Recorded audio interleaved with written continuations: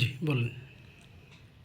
শেরপুরে আমি প্রায় ৩০ বছর ধরে স্বাস্থ্য সেবা নিয়ে কাজ করছি। মানুষের স্বাস্থ্য, যখন মানুষ অসুস্থ হয়ে পড়ে তখন আমার দ্বারস্থ হয়।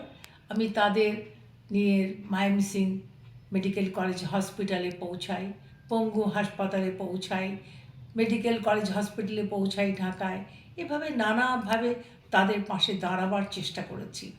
এক পর্যায়ে কিছু ডায়াবেটিক পেশেন্ট নিয়ে বারডেমে যখন গেলাম, তখন তাদের পরামর্শ মতন আমি শেরপুরে একটি ডায়াবেটিক হাসপাতাল প্রতিষ্ঠা করবার চেষ্টা করেছি। এখন মোটামুটি এটা দাঁড়িয়ে গেছে। হার্ট ফাউন্ডেশন নিয়েও আমরা কাজ করতে যেয়ে হার্ট ফাউন্ডেশনও আমরা একটা ছোট করে একটা প্রতিষ্ঠান দাঁড় করিয়েছি। এক পর্যায়ে আমার কাছে কিছু ব্রেস্ট ক্যান্সারের পেশেন্ট এলো। তাদের নিয়ে কথা বলতে চেয়ে চেষ্টা করলাম কোথায় গেলে এদের চিকিৎসার ব্যবস্থা হবে। তখন আমার পরিচিত মানুষ, ঘনিষ্ঠজন ডাক্তার হাবিবুল্লাহ তালুকদার রাস্কিন পরামর্শ দিলেন যে, খালা আপনি শেরপুরে অনলাইনে কাজ শুরু করেন, আমরা আপনাকে সাহায্য করব। আমরা মে মাস মে মাসের 5 তারিখে 2021-এ আমরা যাত্রা শুরু করলাম। শনিবার করে আমরা রুগী দেখতাম বিকেলবেলায় 4টার সময়। বেশ কিছু রুগী আসতো, তারা অনলাইনে চিকিৎসা দিতেন ঢাকা থেকে।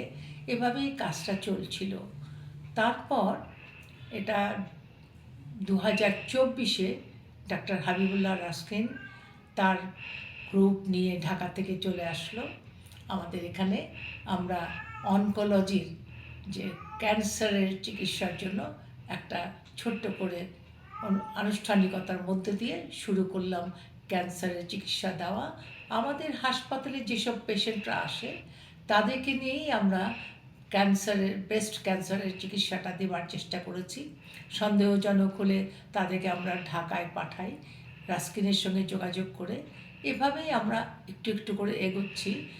কলেজগুলোতে আমরা সচেতনতা তৈরি করতে যাই, প্রায় তাদেরকে লিফলেট দিয়ে তাদেরকে বোঝাই কীভাবে তার বাড়িতে তারা দেখবে তাদের ব্রেস্টে কোনো দানা আছে কি না, তাদের আত্মীয় স্বজনের সঙ্গে এটা নিয়ে পরামর্শ করতে পারি। আমরা ছোটোখাটো 2-4টা উঠান বৈঠকও করেছি। এভাবেই আমরা একটু একটু করে এগোচ্ছি আমাদের স্তন ক্যান্সার নিয়ে কাজটা। আশা করছি এটা নিয়ে আরও অনেক বড় পরিসরে প্রবেশ করতে পারবো।